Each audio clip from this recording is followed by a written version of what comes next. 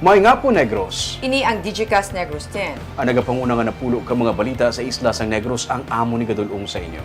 Update niyo kami via Facebook, YouTube, kag sa Keka Channel 11. Kag subong bati niyo kami live sa FM station nga 91.1 FMR Bacolod. Kag yari na ang top 10 nga mga balita sa Negros subong adlaw. DOH ligtas Christmas gilunsar. Negros Occidental nagapanguna sa firecracker victims sa nagligad nga holiday season. Mga nagpositibo sa drug test sa bitaw, tagaan sa oportunidad nga liwat makabalik sa trabaho. 4 katuig nga bata, patay matapos malapakan sang panel van. Bagyo sa sang PAR, nangin LPA na liwat pero sarang pa makadevelop liwat bilang isa ka bagyo. Kag sa good vibes, naabtan mo pa ang pangpabugnaw sa una sagwa sa mga eskwelahan nga ice scramble. Inatanan sa Digicast Negros X. Sa number 10,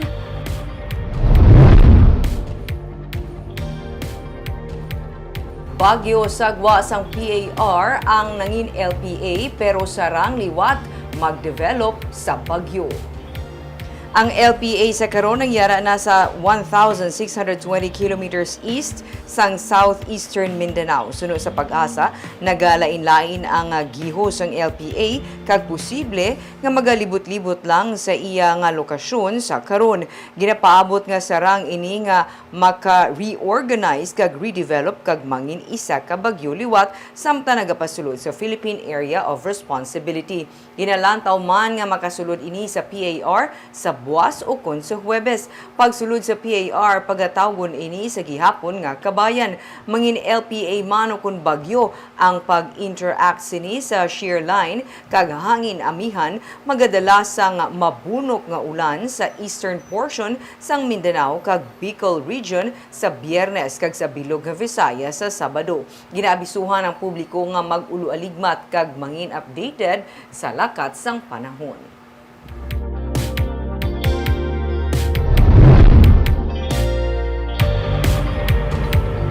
Sa number 9, Green Lane na tala na nga ipahamtang sa mga yuhum villages. Samtang masobra sa 4,000 naman ka mga housing units, suguran ipatukod sa barangay Banago kag Estefania sa Bacolod City.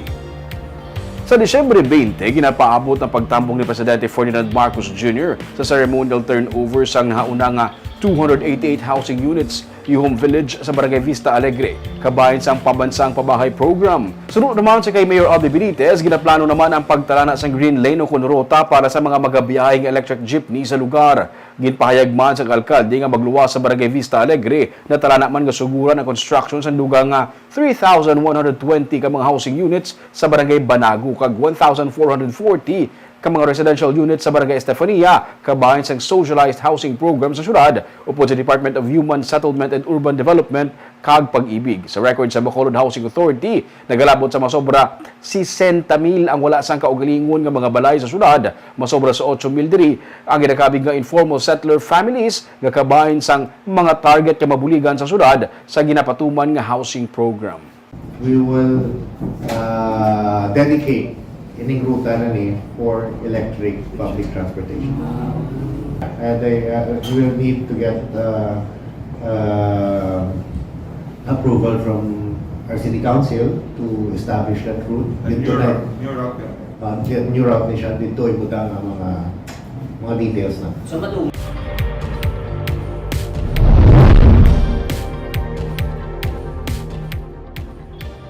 Sa number 8, dako pa lalabuton sa probinsya bahin sa Zero Open Defecation Campaign sini. Ang banwa sang San Enrique ang pinakaulihi nga na-certify para sa Zero Open Defecation. Pinakauna ang La Carlota. Parehos nga mga doktor ang alkalde sang amo nga mga banwa. Suno kay Dr. Girly Pinonggan, ang Provincial Health Officer, masobra sa 40 sa 601 ka mga barangay sa Negros Occidental ang may zero open defecation. Pero ang pagkilala, ginapatigayon sa kada LGU. Pathag ni Pinonggan, istrikto nga ginamonitor sang province ang mga lugar antes pa man sila magkadeklara nga zero open defecation certified ini. Ang mga toilet ginapasiguro nga may structure lakip na ang nagakaigo nga waste disposal. So actually we're giving incentives sa province ka level 100,000 for the LGU, 20 for each barangay makakompleto. 40. 601, Dok, 40 plus pa naman.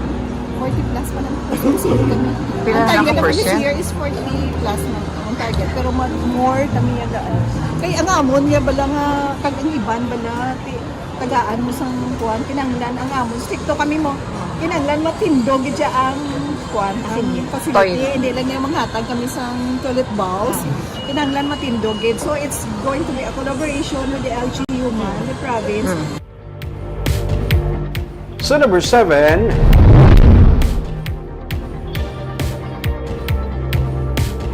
buwas na magabukas ang 16th Negros Island Organic Farmers Festival. Sa North Capitol Road, pati gayunon ang opening program. Kaya na, ginaplastar na ang mga canopy para sa Amunga Festival. Ginapaabot si Negros Oriental Governor Manuel Sagarbaria. May 115 ka mga kiosk nga ginapaabot magatanyag sa mga organic na mga products kag iban pa nga mga merchandise. Kaupod man sa selebrasyon ang pinakauna nga tion sang Terra Madre Visayas. Ini ang ginasakdag sa slow food community sang Negros. Mapasundayag man diri ang pagkaon kasumuman culture diversity. Tubtob ini sa Nobyembre 19.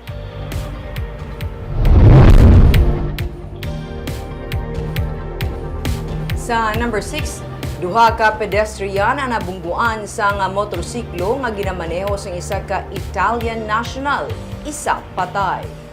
Samtang nagatabok sa dala, nabungguan sang motor nga ginamaneho sang Italian national ang duha ka mga pedestrian sa may highway sang barangay Bulak, Dawi, Negros Oriental sang Domingo sang gabi. Sunod sa mga saksi, madasig ang dalagan sa motorsiklo, gani nagkalatumba ang mga pedestrian.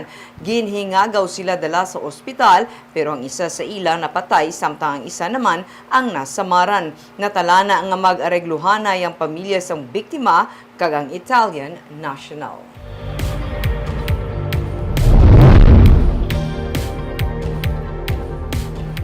Sa number 5, sa Banwas ang Hinigaran, 4 ka tuig nga bata patay matapos marapakan sang panel van. Sa Silinga Highway sa barangay Kamalubalo, Banwas ang Hinigaran, nabungguan sang panel van ang 4 ka tuig nga bata pasado alas 9 kainas ang aga. Base sa statement sang iloy sang bata, nakagwa ini sa ilang nga puluyan. May nakasaksi nga gitiklod ini sang iya nga utod kag nabungguan sang panel van. Nagpangayo sa bulig ang iloy sang bata sa driver sa pagpalubong sa iya nga bata. Ang amay sang bata gusto nga magpasaka sang kaso batok sa driver. Natala na sila nga magatubangay sa Hinigaran PNP.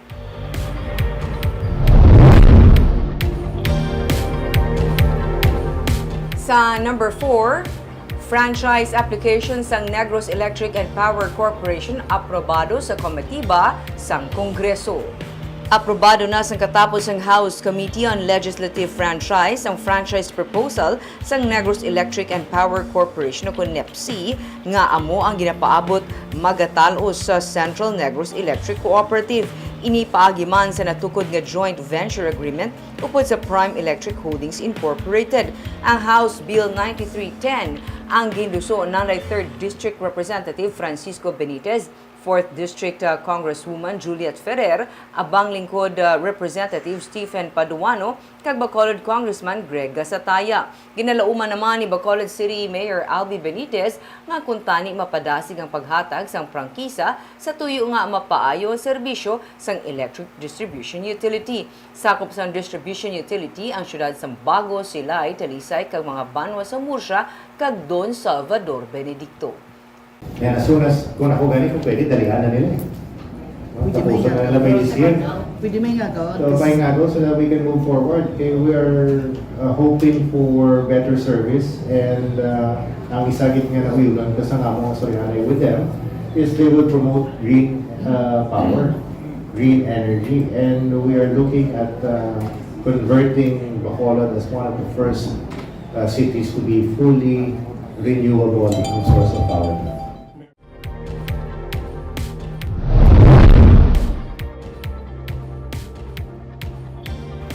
Sa number 3, mga nagpositibo sa random drug testing sa Bacolod Traffic Authority Office ang tagaan liwat sang tsansa nga makabalik sa serbisyo.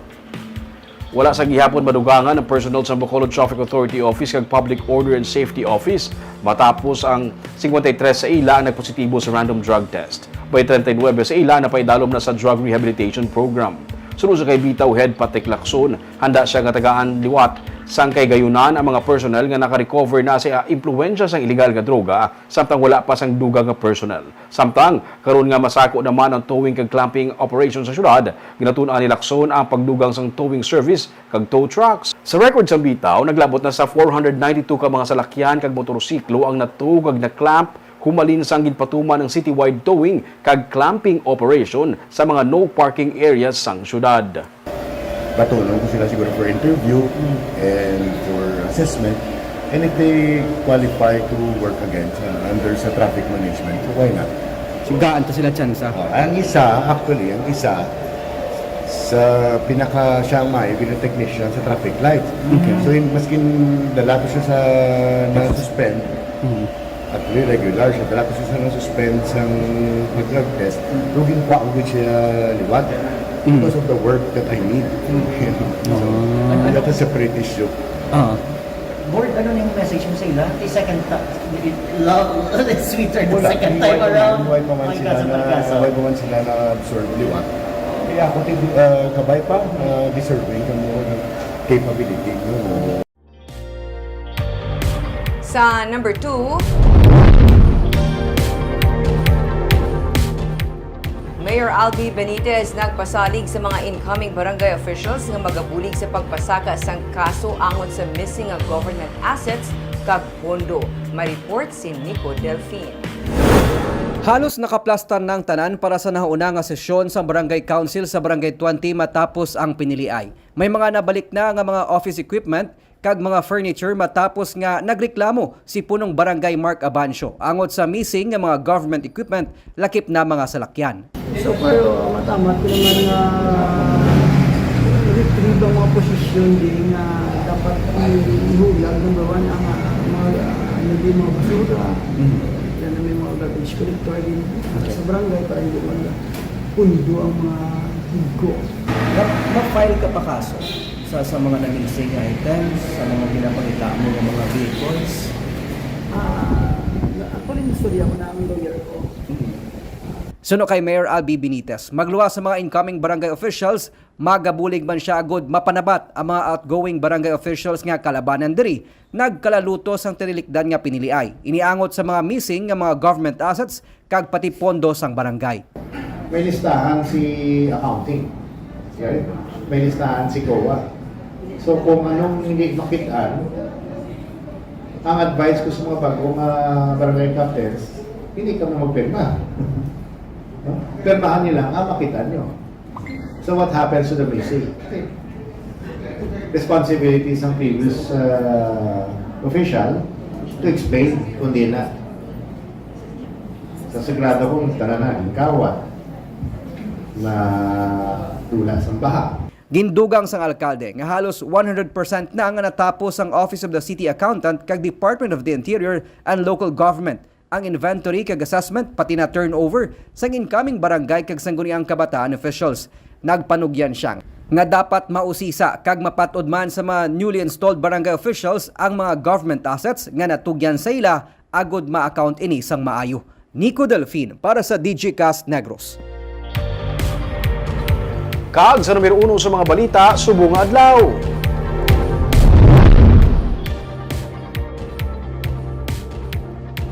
Firecracker injury-free holiday sa ginaluso sa karon sang Department of Health. Sa pinakahuli nga datos, ang Negros Occidental ang may pinakamadamo nga firecracker injury sa Region 6. Kalabanan diri sa ila, mga kabataan. May report si Barbara Mijares.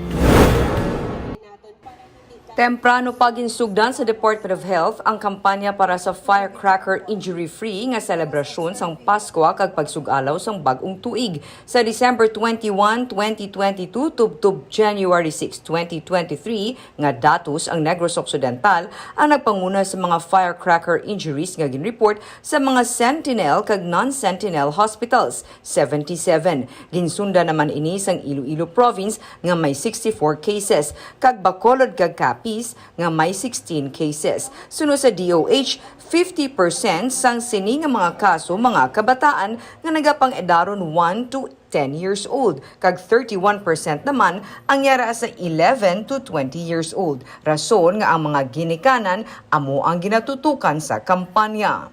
Kinahanglan gid no for our parents to watch their children and to advocate gid nga hindi gid siya sang fireworks. Kay especially ang ma-observe namon inablang hindi maglupok ginapalapitan sa kabataan no kag dira gid siya no nagaka-injury sila. Here in the region, for last year, 2022, we have the highest here in Negros Occidental. That is why we are here.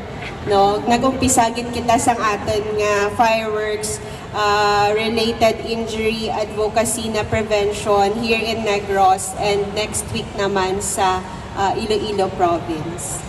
Mga alternatibo ang ginaduso. Imbes nga magpalupok, maayo nga maglantaw na lang sa community fireworks display o kung magamit sang mas safe nga mga sahi sang pagpagahod kaangay sang pagpatik sang kaldero. Ginahulat pang advisory kung ginadumilian sa gihapon ang mga turutot nga sa wala gintugutan bangod sang COVID. Sa bahin sang PNP kag BFP, kung hindi malikawan ang pagpalupok, dapat mag-comply sa pagsulundan bahin sa pagbaligya. Dapat may lisensya kag sa designated nga lugar lamang. Pila naman sa mga ginakabig illegal nga palupok ang watusi, piccolo, giant bawang, large Judas belt, boga, kwiton kag iban pa. As far as I know, there is just a certain amount or content nga pwede i-allow na siyang ato ng mga palupok. So the allowable ng mga palupok naton under RA 7183 are the following. So for firecrackers like baby rocket, bawang, ang mga gagmay lang kita ma'am, triangulo, no? The pull strings, mga mo na siya. And for the pyrotechnic naman, amo na siya mga sparklers naton, no? And ang mga Roman candles na, mga mo na. And the fountains nga ginagmay lang. Kabahin man sang ligtas Christmas campaign para sa Healthy Pilipinas ang Healthy Handaan, kung sa diin dapat ang ginahanda balanced kag varied nga diet. Kasubong man healthy celebration nga kung may ginabatsyag nga sintoma, maayo nga maggamit na sang face mask.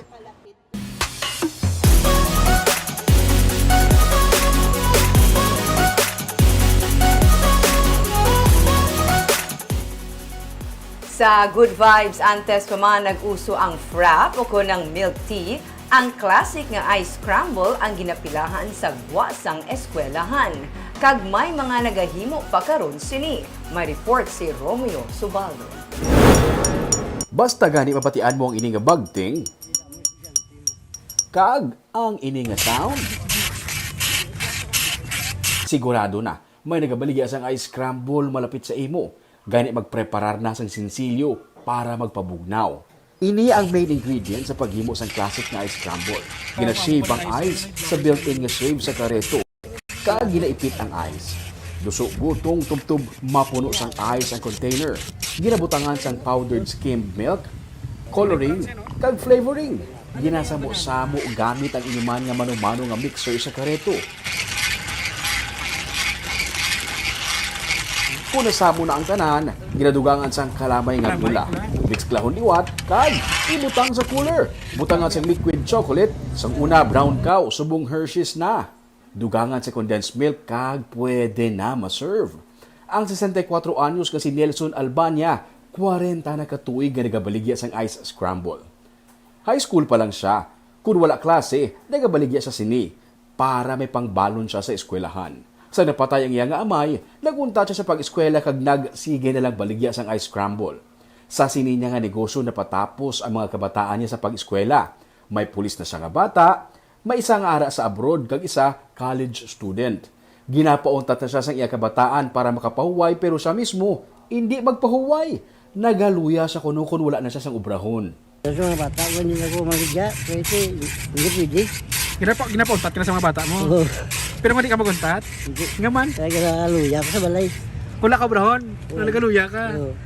Pila ka na sa bungaw? 64. Ha? 64. 64? Oo. Ang ubin pa! Sa una, sagwa siya sang eskwelahan nagabaligya, subong diri na siya sa plaza sang Hinigaran. Sa lapi pa lang sang una ang presyo sang ice scramble, sang pagsugod niya baligya, subong na pulo na ka pesos ang kada cup. Ang iba niya nga mga suki sang una nga mga estudyante, subong mga professional na. Maisagani kuno kasiman nga suki niya sang una. Ginbayaran ang napulo ka pesos nga scramble sang 200 pesos kag keep the change pa. Si man, pagkita na sa akon, baka sa scramble, ang ilang 200. Ubos ya? Isa ka baso. Sisilwa. Isa ka baso lang in-order, bayaran niya ka 200. Sisilwan yun isang baso na. So, kaya nadumduman niya kanisa una, ikaw gamali bakla niya scramble. Si man na sa subong. Subong, sa mga banwa na lang makita ang classic nga scramble. Wala na ini sa mga syudad. Pero si Tatay Nelson, padayon sa gihapon sa pagbaligya sini. Makapaubos sa santag 200 ka cups sa isa ka adlaw kung may klase. Di na sa scramble naglibot ang pangabuhi ni Tatay Nelson. Tubtob kuno sa masarangan niya pa, padayon siya sa gihapon nga magahimo sang pangpabugnaw sa mga bata mano kung tigulang.